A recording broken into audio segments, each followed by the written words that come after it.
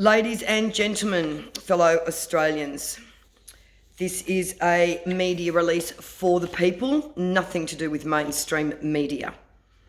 The time has come for men, women and children of this nation to speak out against the tyrannical Andrews government. We can no longer sit back and watch the annihilation of our country that Australians have spent decades building, hundreds of years. The Andrews government has subjected the people of Victoria to psychological torture. According to the Declaration of Human Rights, the subjugation of the populace to the deprivations that this government has imposed is tantamount to torture. This must stop now. The Andrews government does not control its own directives. These directives are rolled out in accordance with policies aligned with the Chinese Communist Party. This is evidenced by Andrews signing the agreement giving the Chinese Communist Party equal access to trade and standing in Australia. Australia will no longer remain a sovereign country if the Andrews government is allowed to decimate our rights and constitution. We, the people of Victoria, we demand the parliamentarian ministers to shed some light on what the Andrews government is seeking to implement. Under Chapter 7 of the Commonwealth of Australia Constitution Act, enacted the 1st of January 1901, which clearly states, we the people have the ultimate power and uncontrollable power over our government. All power in government rests with the people. The correct hierarchical pyramid is we the people sit at the top, the Constitution below us, and the government at the bottom. They must adhere to the will of the people. Parliamentary ministers need to understand that Andrews has instructed the Solicitor General to alter the Emergency Powers Act to extend the lockdown beyond the 13th of September 2020. This action is tantamount to dissolving the Victorian Parliament, placing Dan Andrews, the dishonourable dictator Dan Andrews, in an open-ended, quasi-dictatorial position that requires no checks or balances. Think Mao Zedong and the famine in China that killed over 60 million people.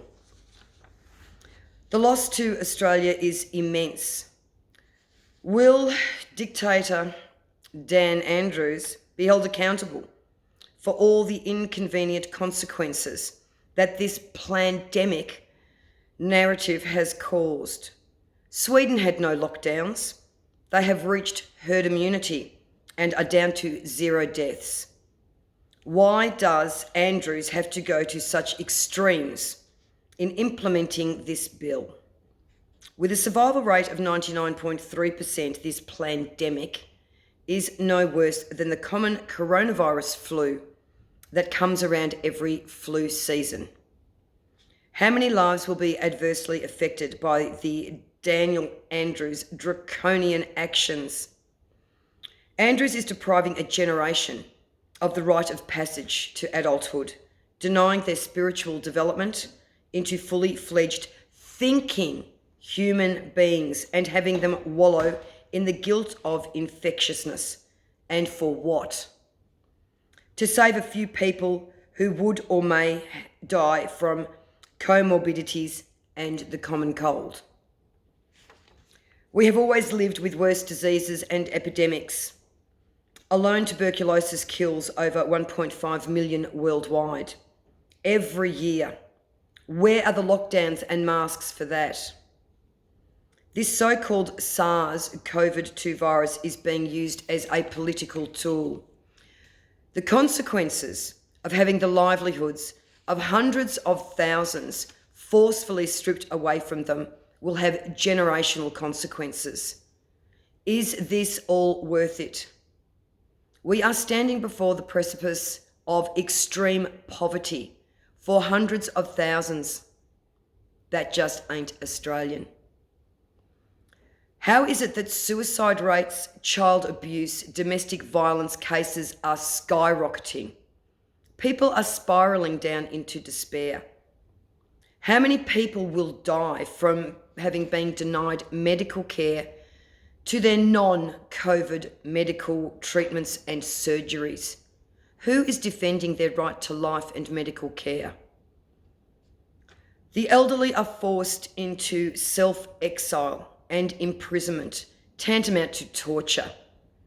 This is a form of expediency that the Victorian government is using to save the bankrupt pension funds and superannuation schemes.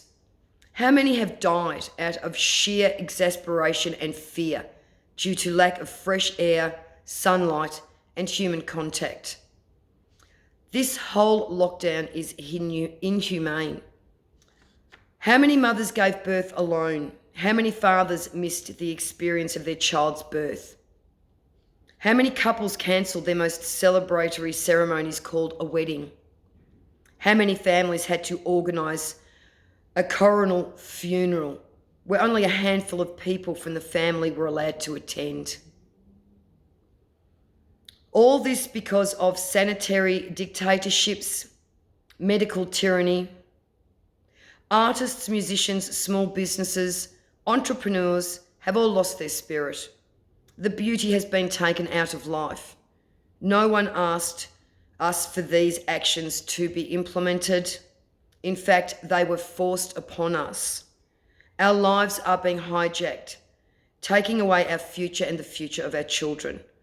Our society is being turned into a surveillance state driven by sanitary regulations, inhumane, antisocial, social distancing. Well, ministers, look at their grandchildren and explain to them that they were responsible for their humanity being taken away from them.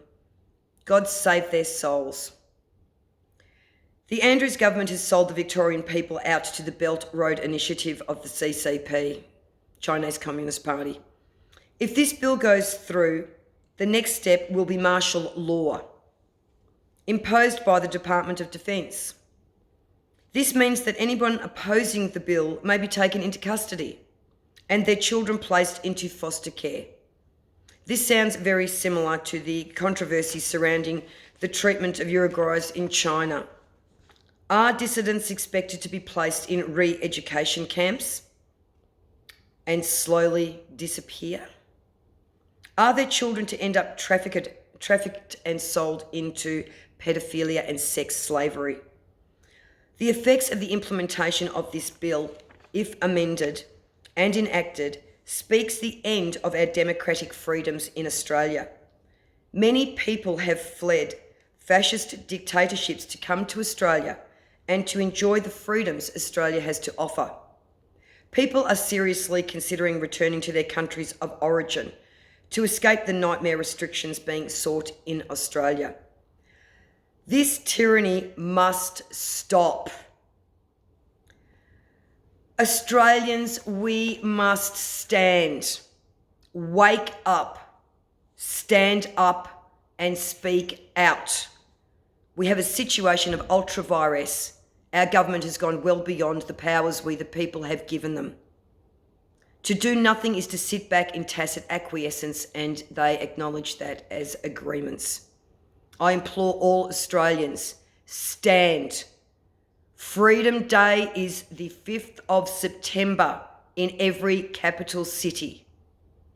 Location and time will be put out there 24 hours prior. Be safe, everybody. Look after yourselves. See you again soon.